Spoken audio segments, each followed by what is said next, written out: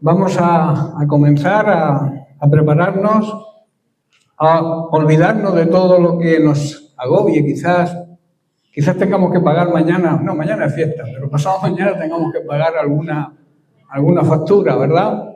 Vamos a olvidarnos de todo porque el Señor va a proveer.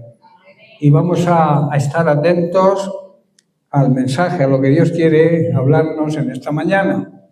Así que en primer lugar doy la bienvenida a todos aquellos que nos visitan hoy por primera vez. ¿Quién nos visita hoy por primera vez?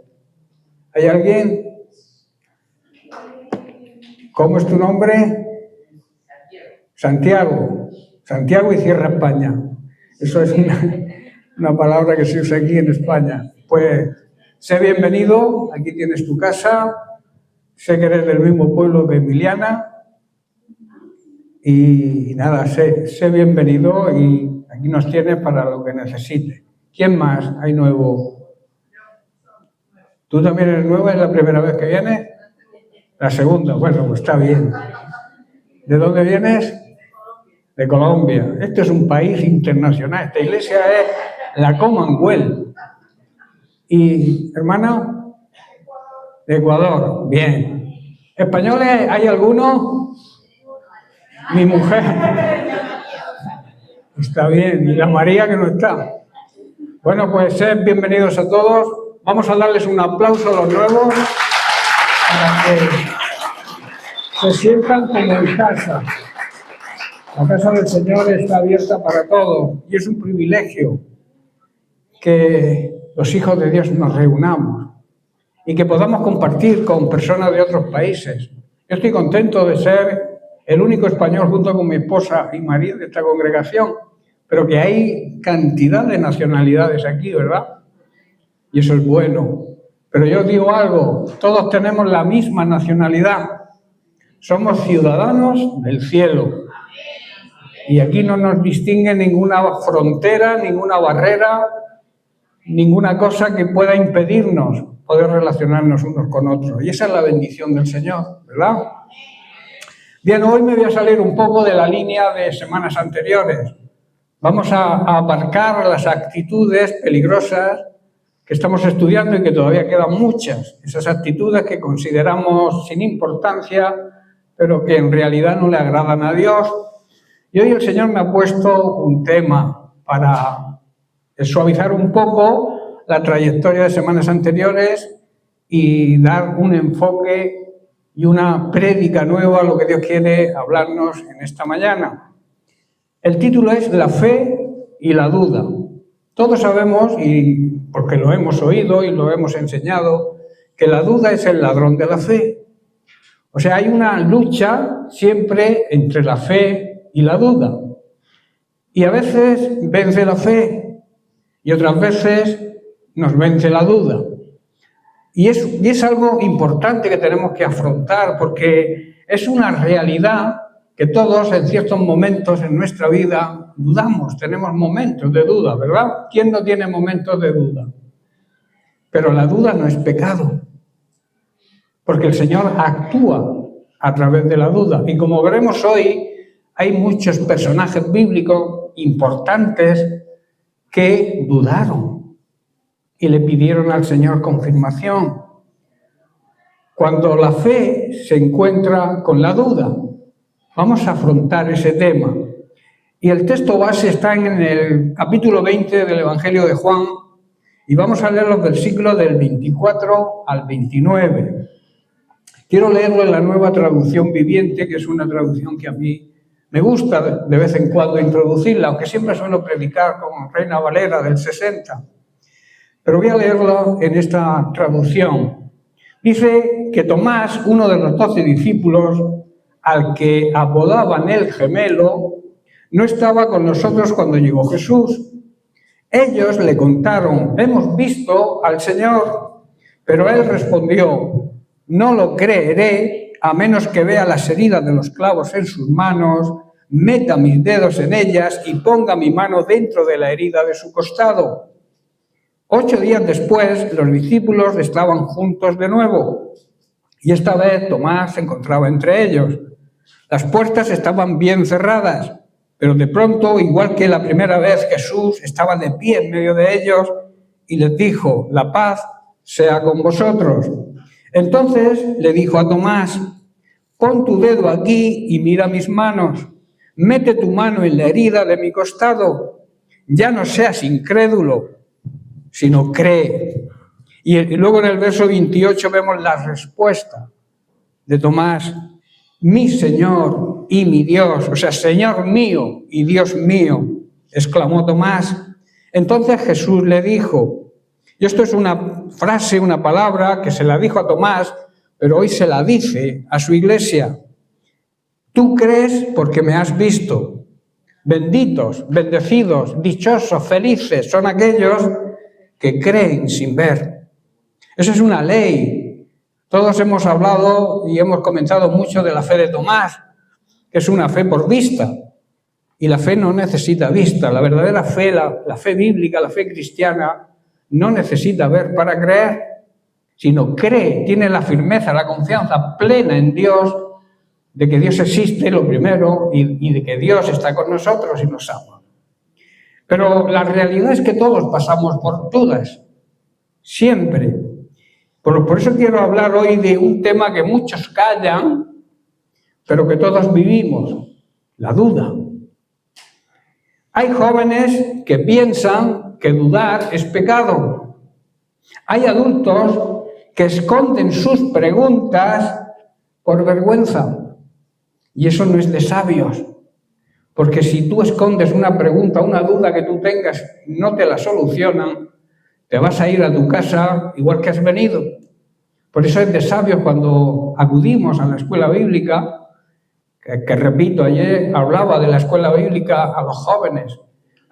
La escuela bíblica es muy necesaria en la vida cristiana. No debemos conformarnos con el sermón de los domingos, sino aprender los fundamentos básicos de la vida cristiana y preguntar cuando hay una duda, no irte a casa con la duda.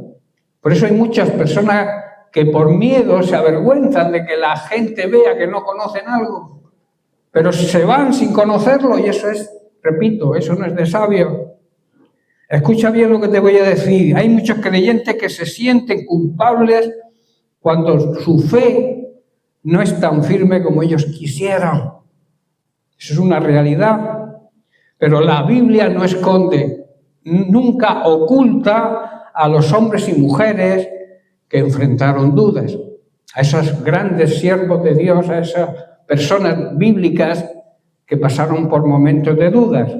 Yo quiero que veamos en esta mañana algunos ejemplos. Abraham dudó y pidió señales varias veces.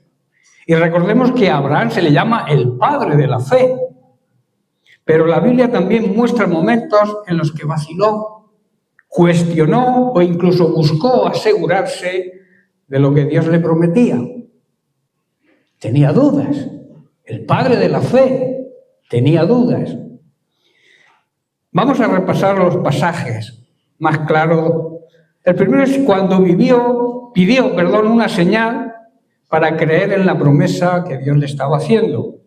Dios le promete que su descendencia heredaría la tierra. Y Abraham responde en Génesis capítulo 15, verso 8. Dice: Señor mi Dios, ¿en qué conoceré que la he de heredar? ¿En qué conoceré? Le estaba pidiendo a Dios una señal. ¿Por qué? Porque dudaba. Aquí Abraham pide una confirmación, pide una evidencia, una señal. La duda no es una incredulidad, digamos, rebelde, pero sí un deseo de seguridad, porque la promesa que le estaba haciendo parecía imposible para su manera de ver las cosas y por su edad, tanto la de él como la de su esposa Sara. En segundo lugar, cuando pensó que el hijo de la promesa sería Eliezer, un hijo de un siervo suyo. Antes de que Dios aclarara que tendría un hijo propio, Abraham dijo en Génesis capítulo 15, versículos 2 y 3, Señor mi Dios, ¿qué me darás siendo así que ando sin hijo? Y el mayordomo de mi casa es ese Damasceno, Eliezer. Dijo también Abraham, sin H, porque todavía no le había cambiado Dios el nombre. Mira que no me has dado prole, he aquí que será mi heredero un esclavo nacido en mi casa. Es decir, Abraham asumió que la promesa que Dios le hizo no sería una promesa literal, que sería un hijo propio de él y de su propia esposa Sara. Él pensó, puede ser un hijo de la casa. Duda en la interpretación de la palabra de Dios. Duda de lo que Dios le había dicho con palabras textuales. Y es lo que nos pasa a veces a nosotros, que dudamos de lo que Dios nos dice. Y pensamos, amoldamos lo que nosotros creemos sobre lo que nos promete. Y luego, claro, los resultados no son lo que nosotros pensamos, sino lo que Dios decide y promete.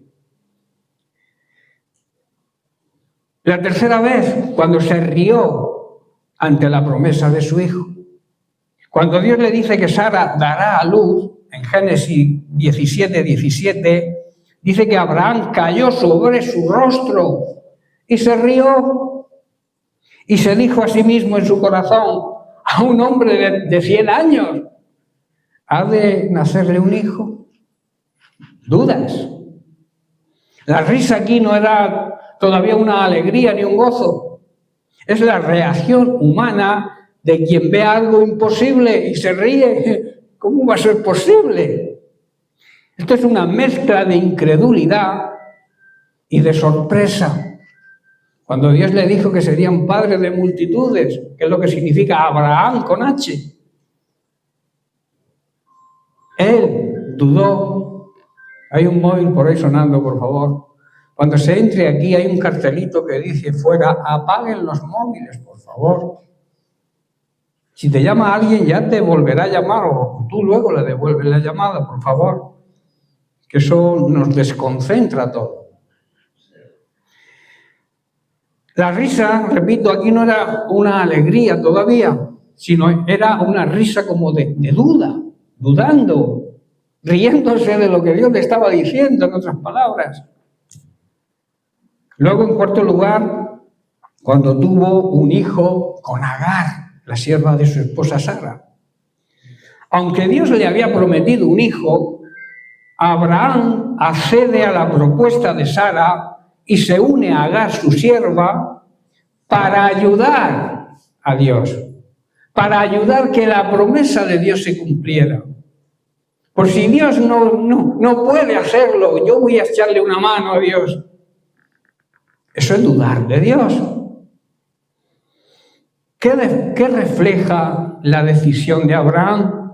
En primer lugar, impaciencia. Hay que saber esperar el tiempo del Señor. Cuando el Señor lo decide es el tiempo ideal, es el tiempo oportuno. Y aquí Abraham tuvo impaciencia, también tuvo presión familiar, la mujer le empujaba, oye, que yo soy muy mayor. Aquí tienes a mi sierva que es joven y puede concebir. Las presiones familiares a veces nos hacen dudar.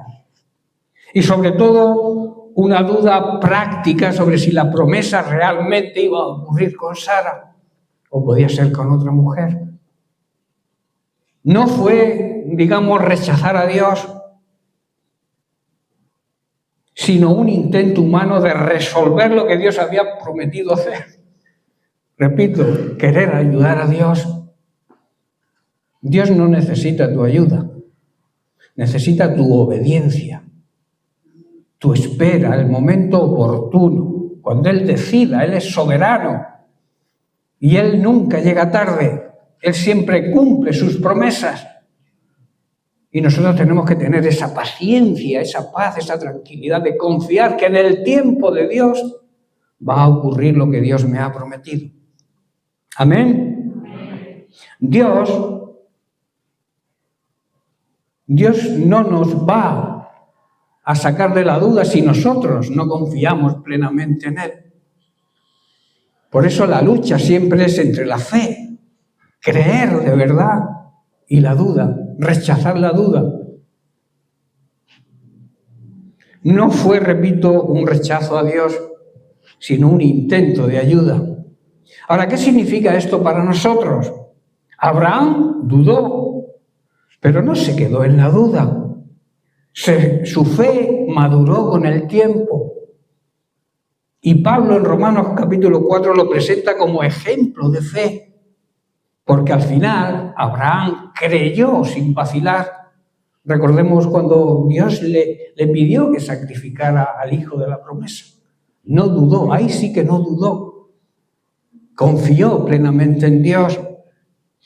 Por eso se le llama el padre de la fe, porque al final creyó sin vacilar.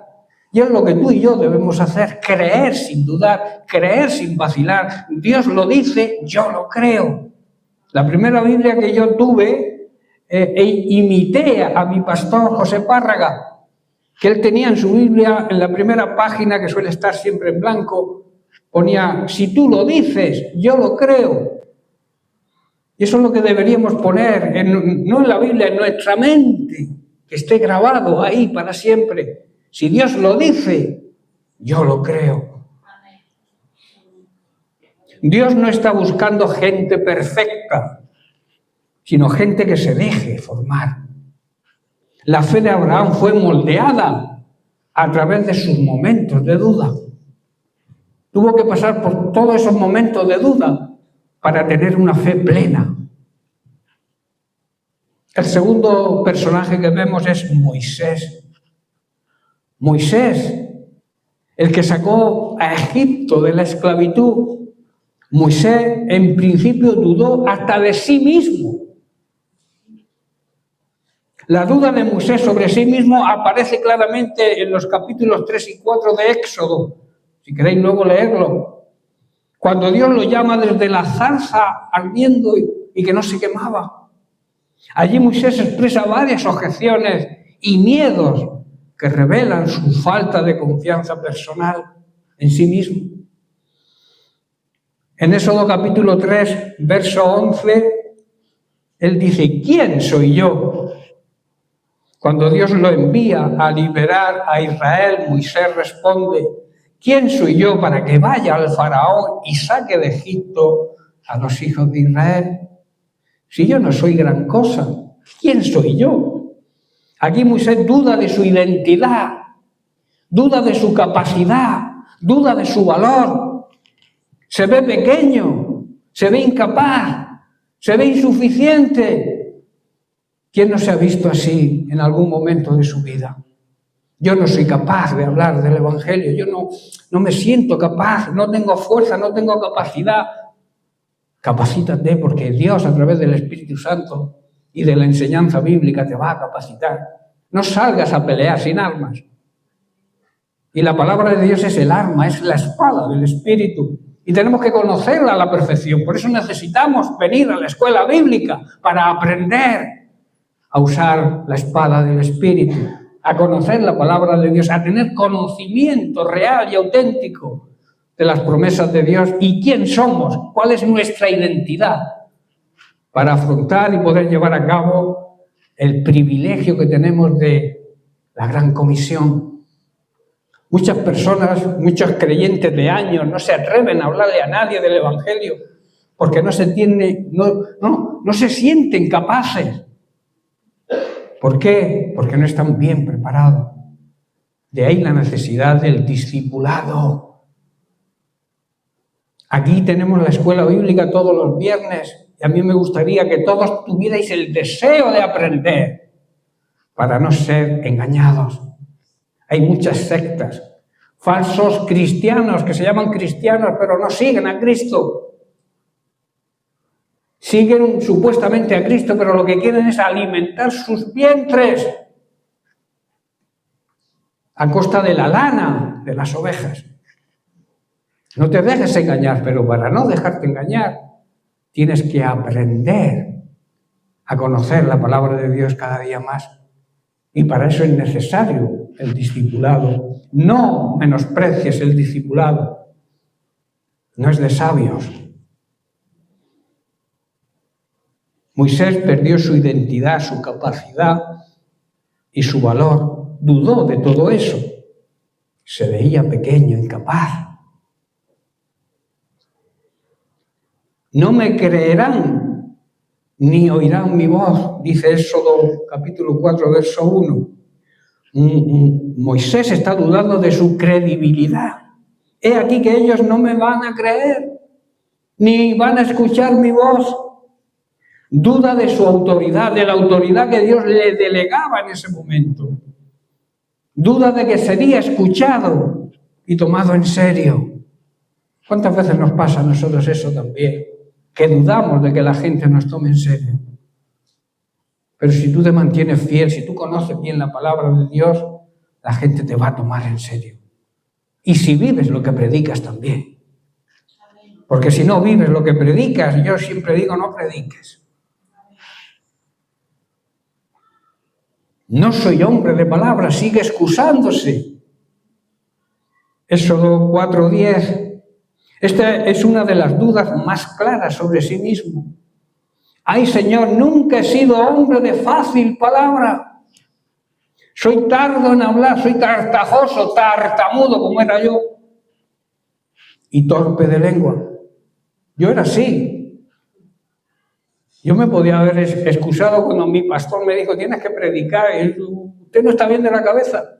Si yo no sé hablar prácticamente, si cada 2 palabras me freno. Había algo que me frenaba la lengua. Pero yo fui valiente y dije, no, si el pastor me manda a predicar, yo aunque me atasque, ya me desatascaré. Y si recordáis, algunos de los más antiguos, recordáis mis antiguas predicaciones, recordaréis que me atascaba, ¿verdad? Pero yo perduré, perseveré. No dudé. Al principio sí, pero luego me esforcé y fui valiente, que es lo que la Biblia nos exige. Cuando Dios nos hace un llamado, Él nos esfuerza y nos da valentía. No soy hombre de palabras. Moisés se enfoca en sus debilidades naturales y siente que no tiene lo que necesita para cumplir su llamado. Está dudando de sí mismo.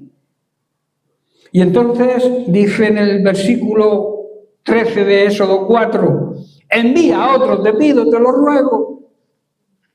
Moisés llega a rechazar su llamado, llega a rechazar la misión.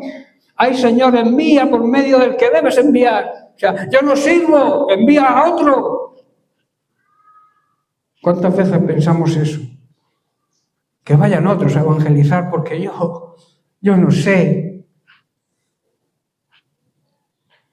Este es el clímax, digamos, el punto más alto de sus dudas. Moisés siente que Dios se equivocó cuando lo llamó. Y Dios no se equivoca, hermano. Porque Dios no ve tu aspecto físico. No ve tus talas, o sea, tus limitaciones no las ve. Él ve más allá. Ve que eres hábil, que en sus manos vas a ser una persona que Dios la va a usar con autoridad y con poder. Aunque tú no lo creas, tienes que creer cuando Dios te llama. ¿Dónde dudó de sí mismo Moisés? Duda primero de su identidad y de su capacidad. Duda de su credibilidad. Duda de sus habilidades personales. Duda del llamado, buscando excusas. Moisés, menudo elemento eligió Dios. Pero fue usado grandemente por él. A Moisés se le dieron la ley, las tablas de la ley del monte Sinaí, y Dios usó a Moisés grandemente para liberar a su pueblo de la esclavitud de Egipto. Pero tuvo que dar pasos de fe. Pero dudó, y en la duda aprendió a cultivar la fe. El tercer personaje lo tenemos en Gedeón. Pidió confirmación 2 veces a su llamado. Los llamados vellones de Gedeón. Todos los conocéis, ¿verdad? Gedeón pidió confirmación a Dios 2 veces seguidas, usando un vellón de lana, y el relato lo encontramos en Jueces capítulo 6, versículos 36 al 40. Allí se muestra claramente cómo Gedeón buscó señales para asegurarse de que Dios realmente lo enviaba a salvar a Israel, porque tenía dudas. La primera confirmación la encontramos en Jueces capítulo 6, los versículos 36 al 38. Moisés le dice a Dios: si has de salvar a Israel por mi mano, he aquí yo pondré un vellón de lana en la era. Si el rocío estuviere solamente en el vellón y toda la tierra quedara seca, entonces entenderé. En otras palabras, entonces la duda se irá. Gedeón pide que solo el vellón se moje y todo el suelo quede seco. Y Dios lo hace así. Y al día siguiente Gedeón exprime el vellón y llena un tazón hasta arriba de agua. La segunda confirmación está en los versículos siguientes, 39 y 40. Aún con la primera señal, Gedeón ahora pide lo contrario. No se fiaba de la primera. Le pide nueva confirmación, que el vellón quede seco y el suelo quede mojado. Pero se dirige a Dios de una forma ya temeroso, como decía, a ver si se cabrea. Dice: no se encienda tu ira contra mí si aún hablo esta vez. O sea, no te enfades si sigo dudando. Que solo el vellón ahora quede seco y el rocío venga sobre la tierra. Y Dios, en su eterna paciencia, también se lo concede. Y aquella noche lo hizo así Dios. Solo el vellón quedó seco y en toda la tierra había rocío. Dios tiene paciencia con nosotros. Dios no te condena porque dudes, pero te invita a que reacciones ante su poder, su autoridad, su confirmación. ¿Qué nos muestra y nos enseña todo esto? Gedeón duda del llamado de Dios porque era temeroso y frágil, como muchos de nosotros, ¿verdad? Tenemos temores, fragilidad, nos sentimos frágiles para cuando Dios nos encarga algo importante. Pero cuando Dios te encarga algo, cuando Dios te llama a hacer algo, jamás le digas que no. Aunque dudes, pídele vellones, pídele confirmación, pero mantente ahí, busca ese avance, esa lucha contra la duda que al final va a fortalecer tu fe. Dios no lo rechazó por pedir pruebas, ¿verdad? Sino que lo afirmó en su llamado. La paciencia de Dios con Gedeón y con nosotros revela que la fe puede comenzar pequeña, pero Dios la va haciendo crecer, ¿verdad? Dice que la fe es como una pequeña semilla, pero que si la alimentamos, la regamos, hacemos que crezca, Dios la va a hacer levantar y crecer. El cuarto personaje lo tenemos ya en el Nuevo Pacto, en el Nuevo Testamento. Pedro se hundió. ¿Por qué se hundió Pedro? Por la duda. Dejó de mirar a Jesús. Vemos claramente que Pedro se hunde porque duda, y Jesús mismo lo dice, se lo dice. El pasaje está en Mateo capítulo 14, versículos 28 al 31. Vemos el momento en que Pedro duda y se hunde. Pedro caminaba sobre el agua, ¿verdad? Tuvo un rato caminando sobre el agua. Verso 28. Entonces le respondió Pedro y dijo: Señor, si eres tú, manda que yo vaya a ti sobre las aguas. Y Jesús simplemente le dice: ven. Dios te está diciendo: ven, pero tienes que dar el paso de fe. Pedro sí tuvo fe. Salió de la barca. Sí caminó sobre el agua, pero Pedro se distrae con el viento. Pedro, al ver el fuerte viento, tuvo miedo. ¿Cuántas veces ante las tormentas, los problemas de la vida, sentimos el mismo miedo que Pedro y nos hundimos? Aquí es donde comienza la duda. Quitó los ojos de Jesús y puso la mirada en lo que le rodeaba. No mires el problema, mira a Cristo. Cristo es más grande que cualquier problema. Por muy grande que tú veas el problema, Cristo es más grande aún. No mires el problema, mira a Cristo. Pedro se hunde y comenzando a hundirse dio voces diciendo: Señor, sálvame. Su fe se debilitó por el miedo, porque desenfocó su mirada. Jesús le señala la causa. Versículo 31. Y al momento Jesús, en su misericordia, extiende su mano, asió de él y le dijo: hombre de poca fe, ¿por qué dudaste? Demuestra el motivo de su hundimiento, la duda. Aquí tienes la razón del hundimiento. Jesús lo atribuye directamente a la duda. ¿Qué nos enseña este pasaje? Pedro caminó sobre el agua mientras miraba a Jesús. Pedro se hundió cuando miró el viento, simbología de los problemas de la vida. La fe se fortalece cuando tenemos nuestra mirada fija en Cristo. No apartes jamás tu mirada de Cristo, aunque te vayan bien las cosas, porque llegará un día en que te vayan mal. Sigue mirando a Cristo. La duda aparece cuando enfocamos más el problema que a Cristo. Aún así, Jesús no dejó que Pedro se ahogara. Tampoco va a dejar que nos hundamos. Lo tomó de la mano al instante. Solo tenemos que clamar al Señor, como hizo Pedro: Señor, sálvame. Y el Señor, en su infinito amor, misericordia, paciencia, bondad, benignidad, tendió su mano y lo sacó. Y te va a sacar a ti también.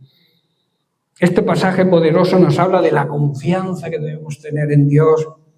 También nos habla de la distracción espiritual que nos producen los problemas. Nos habla de la fragilidad humana en comparación con el poder de Dios. Y también nos habla de la gracia, ese regalo inmerecido que es Cristo, la gracia de Jesús, que nos tiende siempre su mano. Siguiente personaje, Juan el Bautista. Después de haber visto grandes milagros de Jesús, envía mensajeros y preguntadle a Jesús: ¿eres tú el que ha de venir? Todavía tenía dudas. Y era de su propia familia, eran primos. Es decir, dudar no te va a descalificar nunca. El dudar te hace humano, te humaniza. Y cuando traes tus dudas a Dios, que este es el secreto, Él no te va a rechazar. Hay personas que cuando dudan, como que tienen miedo de Dios, se alejan. Como hizo Pedro cuando dudó y se alejaba del Señor, pero la mirada de Jesús fue sobre él cuando lo negó 3 veces. Quiso alejarse. Lo que pasa es que Cristo, en su misericordia, le dio fuerzas para afrontar la situación de la duda. Y luego Pedro fue un hombre de gran fe. Pedro, que una persona temerosa, dudosa, con dudas, cuando recibió el poder del Espíritu Santo, que esta es otra clave. Cuando tenemos el Espíritu Santo morando en nosotros y lo dejamos actuar, las dudas van a desaparecer. Pedro y todos los que estaban en el aposento alto recibieron el don del Espíritu Santo. Y entonces salieron con denuedo y predicaban el Evangelio con valentía y con poder y con autoridad, sin miedo ninguno, sin dudas ninguna. Y en el primer sermón de Pedro se convirtieron nada más y nada menos que 3.000 personas. ¿Qué haremos?, clamaban. ¿Qué haremos para ser salvos? Y Pedro les pudo presentar el plan de salvación.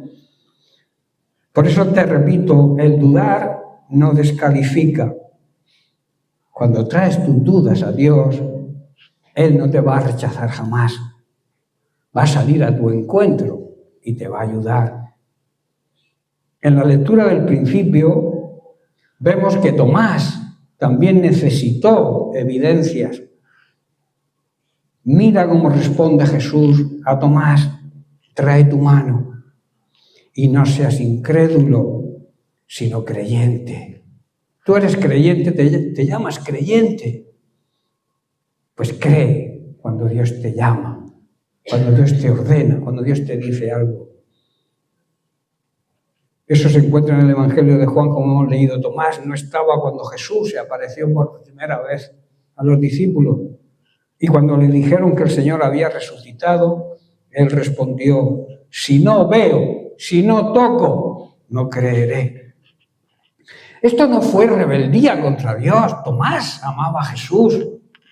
Fue dolor, tenía dolor porque había perdido a su maestro. Su corazón estaba roto. Pero ¿cómo le responde Jesús? No le reprende, no lo humilla, no lo compara con los otros que sí creyeron. Jesús no le gritó, no se descargó con él, no lo descartó tampoco en su ministerio, sino lo invitó a acercarse a él. A veces vivimos lejos de él y eso nos crea dudas. Jesús te invita a acercarte a él. Como le dijo a Tomás: ven, Tomás. Cualquiera que sea de un hombre, ven a Cristo. Lo invitó, repito, a acercarse más a él. Dios no quiere que escondas tus dudas, quiere que las traigas a él. Jesús se presenta directamente a él y le dice: trae tu mano y no seas incrédulo, sino cree. Dudar no te hace menos cristiano, te hace humano.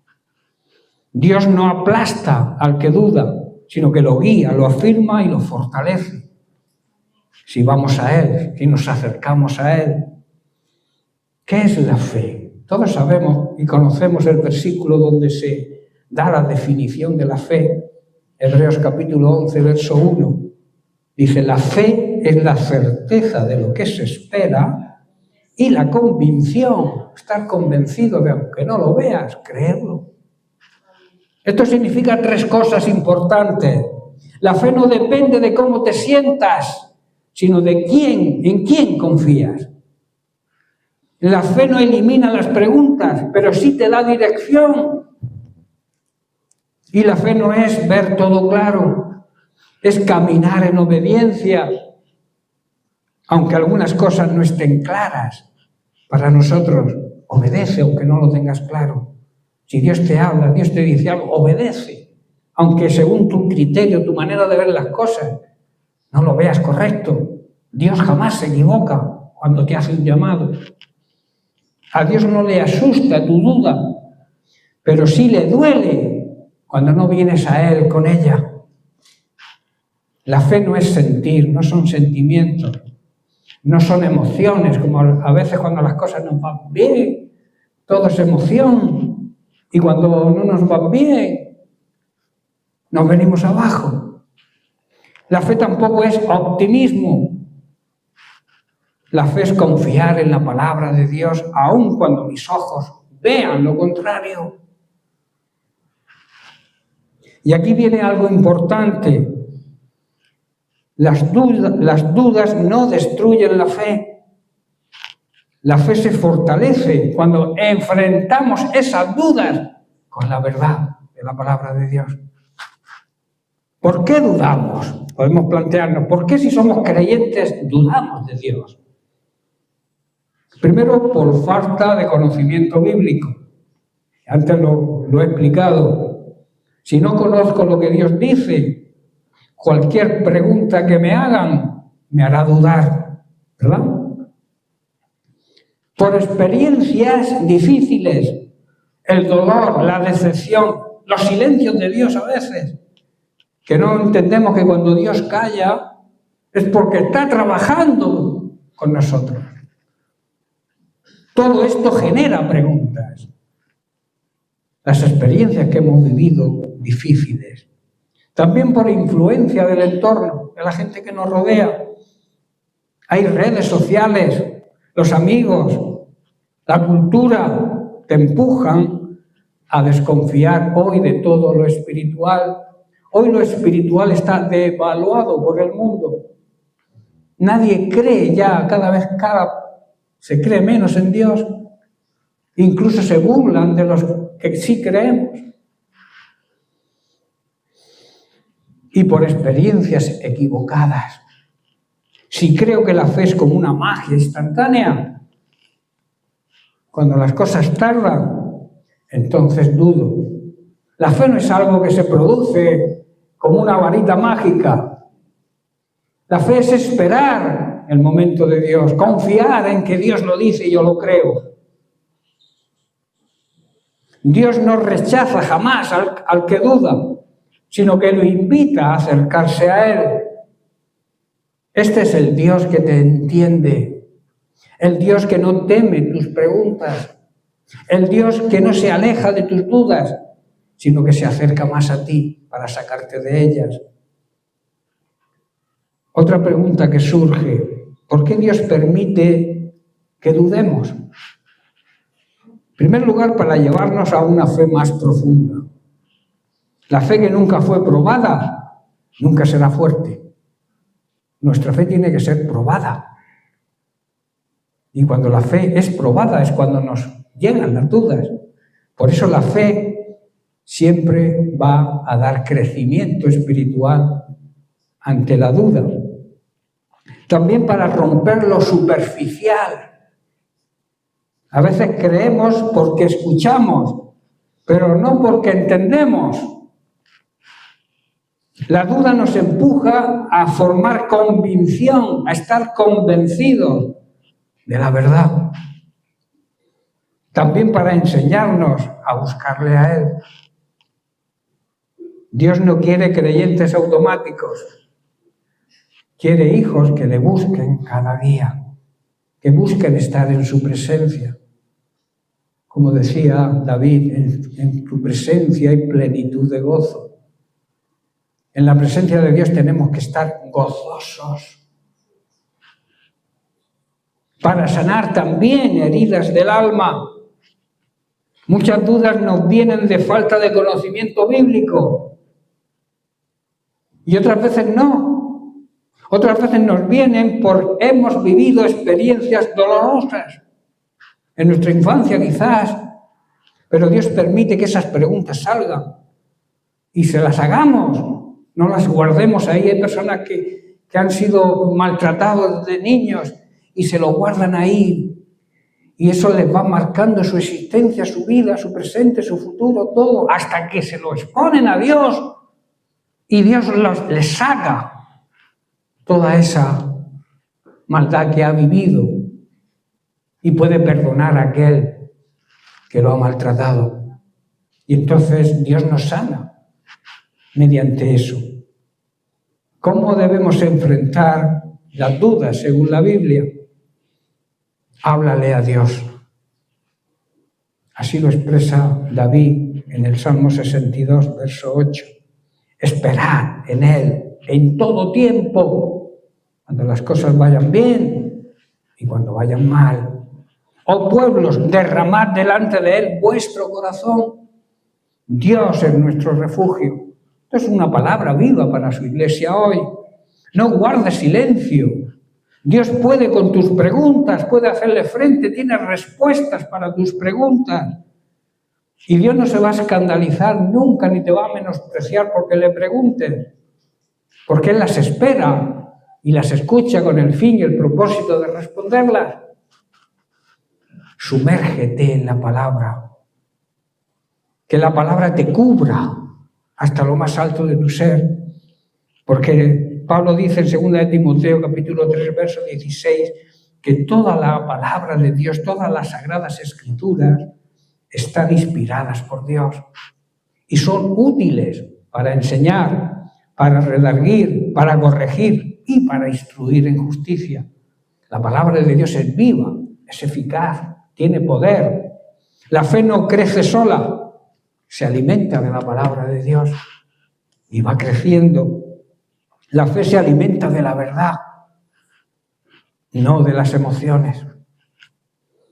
En tercer lugar, rodéate de personas que te edifiquen y que no te destruyan y te alejen de Dios. Proverbios capítulo 13, verso 20, el sabio Salomón nos dice: el que anda con sabios, sabio será, mas el que se junta con necios será quebrantado. Tendrá grandes problemas. Si tú te juntas con un necio, acabarás necio.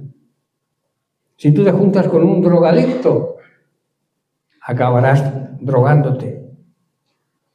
Dime con quién andas y te diré lo que eres. A veces creemos que vamos a cambiar a los demás, pero si no estamos preparados, son ellos quienes nos van a cambiar a nosotros. El drogadicto dice: yo controlo, pero no es así. Tú eres controlado por la droga. Ayer hablábamos de las relaciones, de las amistades. Con los jóvenes tratamos el tema de cómo elegir nuestras amistades. Nunca elegir amistades tóxicas, sino personas que nos acerquen a Dios y que no nos alejen.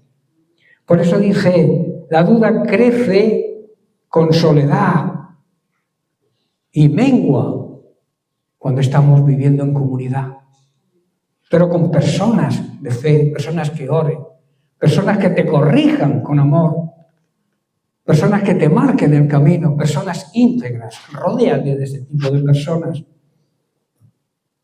Recuerda lo que Dios ya hizo. Es otra cosa importante. David se autoordena en el Salmo 103, versículo 2.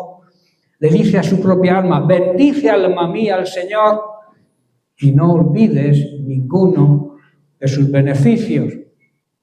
No debemos olvidar las experiencias que hemos tenido con el Señor, porque a veces se nos olvidan muy fácilmente las cosas que Dios ha hecho en nuestra vida, los milagros que Dios ha hecho en nuestra vida, se nos olvidan.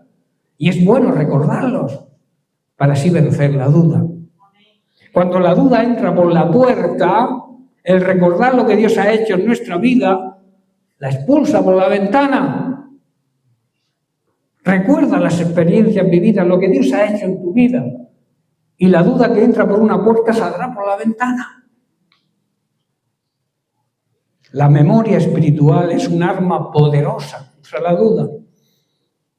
Y en quinto lugar, obedece, aunque no lo veas todo claro. Muchas veces la fe se enciende o se activa cuando damos nosotros el primer paso. La fe no comienza con comprensión, sino con obediencia. Y al obedecer, la claridad nos llega. Como conclusión y enseñanza práctica, debo decir que Dios usa tus dudas para hacer que tu fe sea más fuerte. Si estás dudando, no huyas, acércate más al Señor. Tu duda no es un obstáculo, debe ser una invitación y un motivo para acercarnos más a Dios. Cuando te venga la duda, acércate más a Dios, busca su palabra, busca la intimidad, búscalo en oración. Si conoces a alguien que duda, no lo juzgue, acompáñalo. Jesús no le sermoneó a Tomás, le abrió los brazos. Deja que Dios transforme tu duda en un buen testimonio. El mismo Tomás que dudó fue uno después de los apóstoles más valientes. Cuando Tomás tocó las manos de Jesús, su duda se transformó en una declaración profunda, hecha más profunda que un discípulo de Jesús hizo jamás. Señor mío y Dios mío, clamó. Sus dudas no le alejaron de Jesús. Su duda se transformó, repito, en la declaración más profunda. Señor mío y Dios mío. Tu duda puede ser el mismo puente que Dios puede utilizar, puede usar para llevarte a una fe más firme, más madura, más real. La fe nunca, y ya estoy terminando, la fe nunca va alejarnos del Señor. Si la entendemos y la ponemos en las manos de Él, esa duda te va a acercar más a una fe auténtica, a una fe verdadera. La fe nunca experimentó dudas. La fe que nunca experimenta dudas es una fe frágil. Porque la fe, repito, como dije antes, tiene que ser probada. Tu duda no es el final del camino. Es una invitación a conocer a Dios más profundamente. Entiéndelo así. Y cuando un creyente decide traer sus dudas a Cristo, la fe deja de ser una teoría y se convierte en una convicción. Estar convencidos de la realidad y de la verdad de Cristo. Que al igual que Tomás y tantos hombres de Dios, podamos encontrarnos con Jesús y con su palabra. Y aunque nos llegue la duda, sepamos reaccionar como ellos reaccionaron y fueron usados grandemente por el Señor. Y decir desde el fondo de nuestro corazón, desde lo más íntimo de nuestro ser, decir como dijo Tomás, Señor mío y Dios mío. ¿Amén? Amén. Bien, pues, lo dejamos aquí. El tema yo creo que ha quedado claro. A mí me gustaría que una vez que hemos aprendido que la duda no es pecado, que la duda no es algo que Dios pone una barrera entre Dios y nosotros, es al contrario, es una invitación a acercarnos más a Él. Debemos entenderlo de esa manera. Amén. Bien, porque Dios les bendiga.